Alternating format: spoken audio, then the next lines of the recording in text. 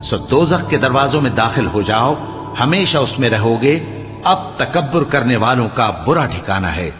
اور جب پرہیزگاروں سے پوچھا جاتا ہے کہ تمہارے پروردگار نے کیا نازل کیا ہے، تو کہتے ہیں کہ بہترین کلام۔ جو لوگ نیکوکار ہیں ان کے لیے اس دنیا میں بھی بھلائی ہے اور آخرت کا گھر تو بہت ہی اچھا ہے، اور پرہیزگاروں کا گھر بہت خوب ہے۔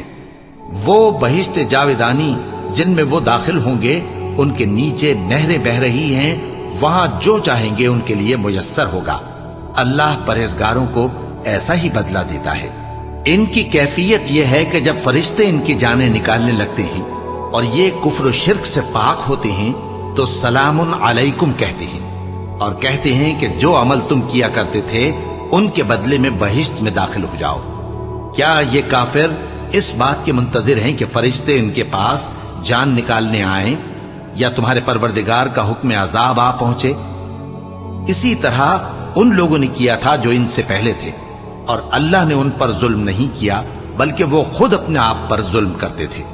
تو ان کو ان کے اعمال کے برے بدلے ملے، اور جس چیز کے ساتھ وہ ٹھٹھے کیا کرتے تھے اس نے ان کو ہر طرف سے گھیر لیا۔ اور مشرک کہتے ہیں کہ اگر اللہ چاہتا تو نہ ہم ہی اس کے سوا کسی چیز کو پوجتے اور نہ ہمارے بڑے ہی پوجتے، اور نہ اس کے فرمان کے بغیر ہم کسی چیز کو حرام ٹھہراتے۔ اے پیغمبر، اسی طرح ان سے اگلے لوگوں نے کیا تھا، تو پیغمبروں کے ذمے اللہ کے احکام کو کھول کر سنا دینے کے سوا اور کچھ نہیں۔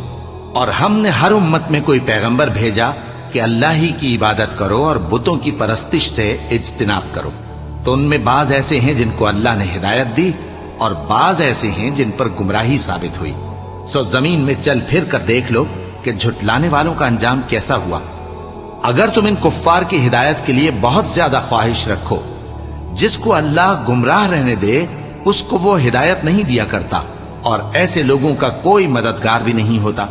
اور یہ اللہ کی سخت قسمیں کھاتے ہیں کہ جو مر جاتا ہے اللہ اسے زندہ کر کے نہیں اٹھائے گا۔ کیوں نہیں؟ یہ اللہ کا وعدہ سچا ہے اور اس کا پورا کرنا اسے ضرور ہے، لیکن اکثر لوگ نہیں جانتے۔ تاکہ جن باتوں میں یہ اختلاف کرتے ہیں وہ ان پر ظاہر کر دے، اور اس لیے کہ کافر جان لیں کہ وہ جھوٹے تھے۔